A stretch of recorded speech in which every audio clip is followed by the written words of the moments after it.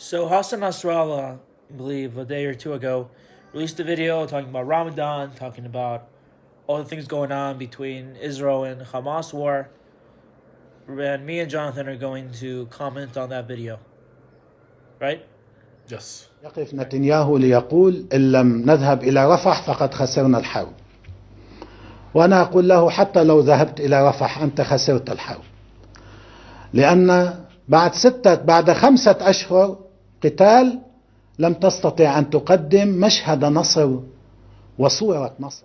So Hassan Nasrallah said that Israel's basically losing the war. They haven't achieved any of their goals, which is the elimination of Hamas, the return of the hostages, and the return of all its citizens back to their homes.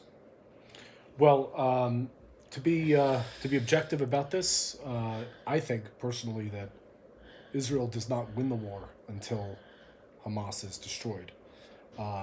But it's winning the war right now. It's winning against Hamas. And if he thinks that the destruction that we're seeing in Gaza, I mean, everybody's seen the destruction against Hamas in Gaza.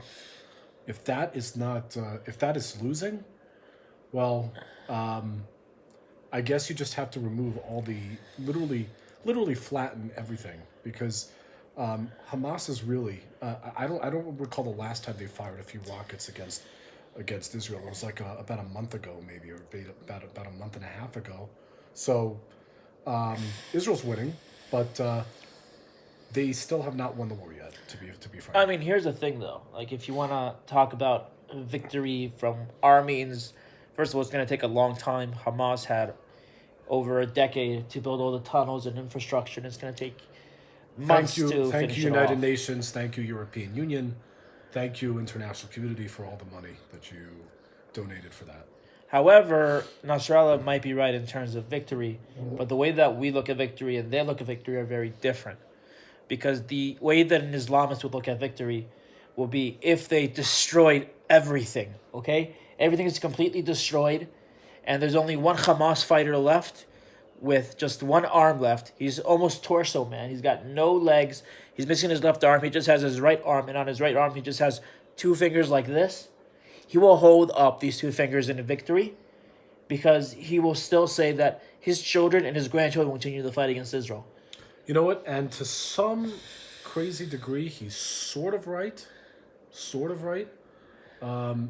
Because if we look through our history, we had, and this is where the Amalek, whatever, people don't know what Amalek is, when Netanyahu invoked it. But basically, the King Saul went ahead and was supposed to destroy the entire nation of Amalek, because their goal as a nation was to destroy the Jewish people. Okay. So let's further look at the next part of the video, see what he says. All right? Okay. في حدا بيصدق انه بايدن لا يستطيع ان يوقف الحرب على غزة. هلا بشحطة قلم يوقف الذخائر والقذائف والصواريخ لإسرائيل توقف الحرب. بقاش عنده قذائف يضرب لا على غزة ولا على لبنان. بشحطة قلم So what يستطيع. Nasrallah basically said is that the U.S. is pretty much in charge of Israel. What were you saying about Amalek, by the way, before? Well, I was going to say that basically the problem, what we're about to celebrate Purim, and the problem is that King Saul spared the king of Agag, of Amalek, and then he went ahead and had descendants, raised them up to hate the Jewish people, and a few generations later, Haman rose up and got a decree in the Persian Empire to destroy the Jewish people. So to some degree, we do have to kill every last Hamas fighter, and so Nasrallah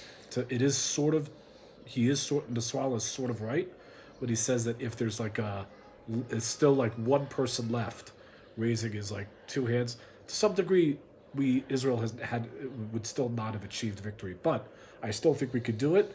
We need to finish, and we need to kill every last one of them, of the Hamas fighters. And in terms of what Nasrallah just said now, I think that to some degree, look, I mean, he's not fully right, but America is supplying weapons, and unfortunately, Israel has made itself dependent on these arms shipments. And I don't think that necessarily Biden can stop the war right away if he stops the arms shipments. But it is true that we are getting weapons from America. But I think we are seeing a rift, though, between the American public, Biden administration, and their friendship with Israel. That the U.S. population, the U.S. government, these people are turning against Israel. I mean, even now, Biden has called for working towards a ceasefire. I think rhetorically he's saying what needs to be said for political reasons. Well, that's As I don't, and I'm no fan of Biden, but America. I just want to say it's more important, I think, for America to if America wants to remain the hegemon in the Middle East, that's why America is supplying Israel with all these weapons, because right now America is losing in Ukraine, and they don't want to lose. America does not want the Iranian axis to beat America's influence in the Middle East. And you have all these other countries like Egypt and Saudi Arabia pivoting away towards the BRICS countries. This is why I think this is, in my opinion, this is one of the reasons why Biden is still shipping weapons to Israel. I mean, we also see not only the U.S. administration and people turning against Israel, but I mean, people within the Biden administration have been calling for a ceasefire.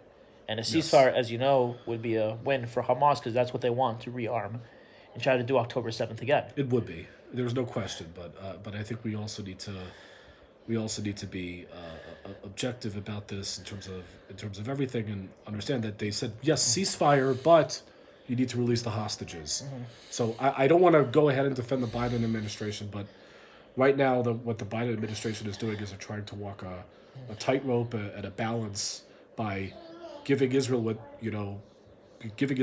but at the same time trying to really sympathize with the electorate on the far left side of the Democratic Party in Michigan that they really need if Biden wants to get reelected. So they're really trying to have this kind of uncomfortable balance right now. Let's see what Biden said during the State of the Union. Absolutely. It's heartbreaking. I've been working nonstop to establish an immediate ceasefire that would last for 6 weeks to get all the prisoners released, all the hostages released. Biden is trying to push for a ceasefire to get all the hostages released, but Hamas doesn't even know where all the hostages are to begin with.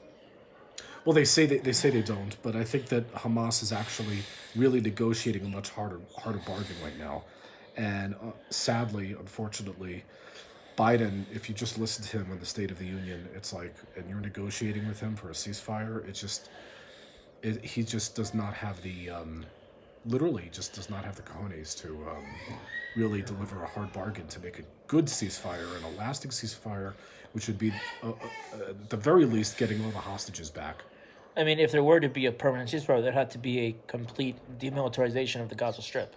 Correct, and understandably, from Hamas's perspective, they're not going to accept that, and that's why they're making a hard bargain. All right. Do you guys think Hamas is a terrorist organization? They are a political organization. And I think one thing that Hamas and Hezbollah are betting on is how much the American people are becoming influenced by these Islamist groups and supporting them. Like that girl that Kosher Dills interviewed said that Hamas is a political organization, not a terrorist organization. Well, this is sadly, I mean, universities now in America, very, very dumbed down. I would not, if you even we're talking about even the Ivy Leagues, I would not recommend, if you want to get educated, going to the universities right now. They've really dumbed down the students, unfortunately, and a lot of them who say from the river to the sea, Palestine will be free. They don't even know geographically where they're talking about. I think they do. I don't think they're that dumb. But no, some of them are. Actually, some of them are. They did. They did point out. Okay, so which river? Euphrates River? Which river? Tigris? And they couldn't answer. They didn't know which river they're talking about. I have to disagree with you on there. I think they're that dumb because in the interview with her on Kosher Dill, she said that she wanted all Jews out of Israel, and there was that person might be, but in general, it's so easy when you're not educated and you don't have the skills to think critically. Well, the thing for yourself. is, people say that before the Holocaust happened, the one thing that they looked at is how people in the universities were, because in 5 or 4 years after they graduate, they're going to have significant positions either in government or in business, and then at that point they can really influence the political, orientation of the country. Yeah, I mean, there's a lot of skill in really influencing the public, and if we're going to be honest about it, Trump does it really well.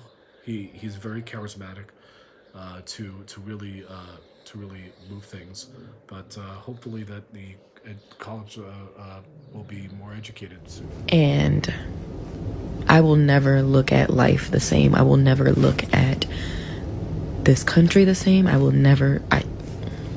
Please read it.